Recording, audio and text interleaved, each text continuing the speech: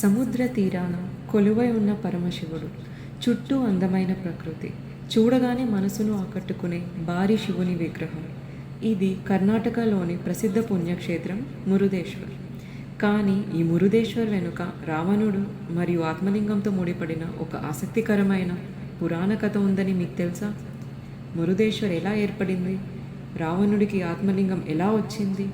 ఆ ఆత్మలింగం చివరకు ఏమైంది? ఈ వీడియోలో తెలుసుకుందాం.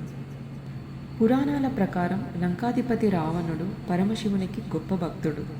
శివుణ్ణి ప్రసన్నం చేసుకొని అత్యంత శక్తివంతమైన ఆత్మలింగాన్ని పొందాలని రావణుడు సంకల్పించాడు. దానికోసం కైలాసానికి వెళ్ళి పరమశివుడిని ప్రసన్నం చేసుకోవడానికి తీవ్రమైన తపస్సు చేశాడు. ఎంతటి కష్టాన్నైనా భరిస్తూ తన భక్తి నిరూపించుకున్నాడు. చివరకు రావణుడి భక్తికి మెచ్చిన పరమశివుడు అతని ముందు ప్రత్యక్షమయ్యాడు. రావణుడి కోరిక మేరకు పరమశివుడు అతనికి పవిత్రమైన ఆత్మలింగాన్ని ప్రసాదించాడు. అయితే శివుడు ఒక ముఖ్యమైన షరతు పెట్టాడు. ఈ ఆత్మలింగాన్ని లంకకు చేరుకునే వరకు ఎక్కడ నేలపై ఉంచకూడదు. ఒక్కసారి నేలపై ఉంచితే అది అక్కడే స్థిరపడిపోతుంది. రావణుడు ఆ షరతుకు అంగీకరించి ఆత్మలింగాన్ని తీసుకుని లంక వైపు బయలుదేరాడు. ఆత్మలింగం లంకకు చేరితే రావణుడు మరింత శక్తివంతుడవుతాడని దేవతలు ఆందోళన చెందారు. అందుకే రావణుడిని ఆపడానికి దేవతలు ఒక ఉపాయం ఆలోచించారు. ఈ కార్యంలో శ్రీ మహావిష్ణువు మరియు వినాయకుడి సహాయం తీసుకున్నారని పురాణ కథనం చెబుతుంది. రావణుడు ప్రయాణిస్తూ గోకర్ణ ప్రాంతానికి చేరుకున్నాడు. అప్పటికే సాయంత్రం కావడంతో సంధ్యావందనం చేయాల్సిన సమయం వచ్చింది. కానీ తన చేతిలో ఉన్న ఆత్మలింగాన్ని నేలపై పెట్టకూడదు. అదే సమయంలో వినాయకుడు ఒక చిన్న బాలుడి రూపంలో రావణుడి దగ్గరకు వచ్చాడు. రావణుడు ఆ బాలుడిని చూసి, నేను పూజ పూర్తి చేసుకొని వచ్చే వరకు ఈ ఆత్మలింగాన్ని పట్టుకో అని కోరాడు.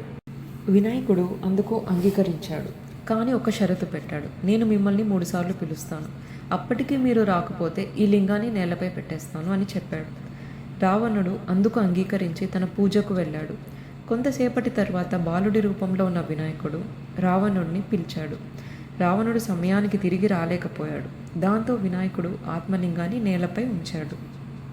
తిరిగి వచ్చిన రావణుడు ఆత్మలింగం నేలపై ఉండటం చూసి తీవ్రంగా కోపగించాడు.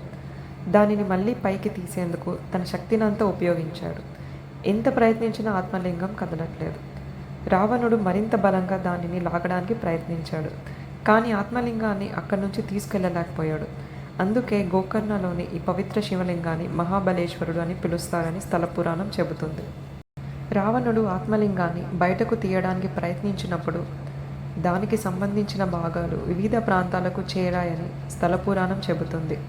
ఆ ప్రాంతాలు గోకర్ణ, సజ్జేశ్వర్, దారేశ్వర్, గుణవంతేశ్వర్ మరియు మురుదేశ్వర్.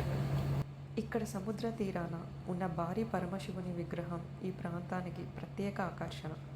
చుట్టూ అరేబియా సముద్రం, మధ్యలో ఆలయం, ఎత్తైన రాజగోపురం, దాని వెనక మహాశివుని భారీ రూపం. ఇక్కడికి వచ్చినప్పుడు ఆ దృశ్యం నిజంగా ఎంతో అద్భుతంగా అనిపిస్తుంది.